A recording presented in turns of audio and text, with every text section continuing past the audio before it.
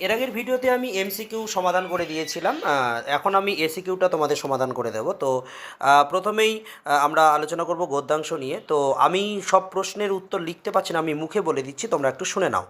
যেমন প্রথমেই বলেছে যে আর্যাবর্তের মানুষ কাকে উপহাস করেছে। তো এখানে তোমরা জানবে যে আর্যাবর্তের মানুষ না স্বর্গের দেবতাদেরও উপহাস করেছে। তারপর কি আছে, বনকথা গুহা পাঠ্যাংশ থেকে অশ্বের দুটি প্রতিশব্দ, এখানে হয়ও বা সপ্তয় হবে। হ্যাঁ, এটা টেস্ট পেপারে অনেকবার করেছো তোমরা।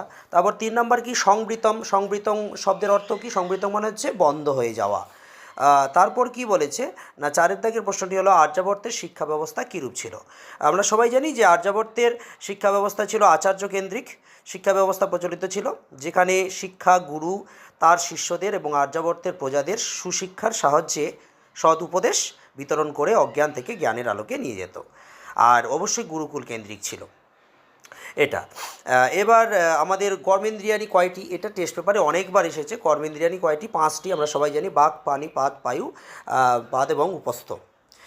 তারপর কি বলেছে, 6 দাগের প্রশ্নটি হচ্ছে খণ্ডিত গিরিবর মণ্ডিত ভঙ্গে। এখানে গিরিবর কি? গিরিবর এখানে আমরা সবাই জানি না, গিরিবর কিন্তু এখানে না হিমালয়কে বলা হয়েছে।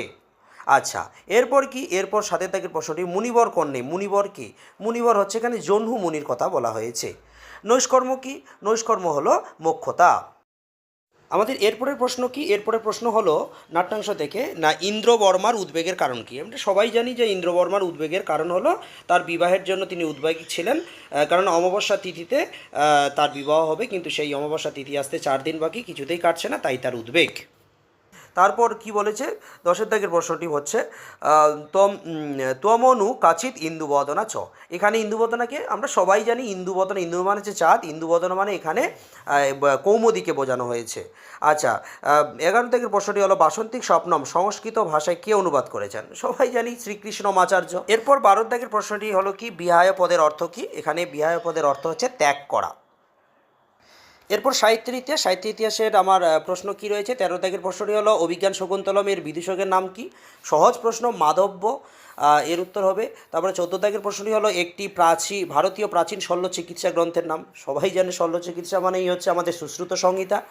আর সর্বশেষ কি রয়েছে না, স্ত্রী চরিত্র বর্জিত একটি সংস্কৃত নাটক, অবশ্যই মুদ্রা রাক্ষস। তাহলে এই হলো আমাদের এসিকিউ, অর্থাৎ এমসিকিউ। এর আগে কিন্তু আমি দিয়েছি, তোমরা সেই ভিডিওটা দেখে নাও।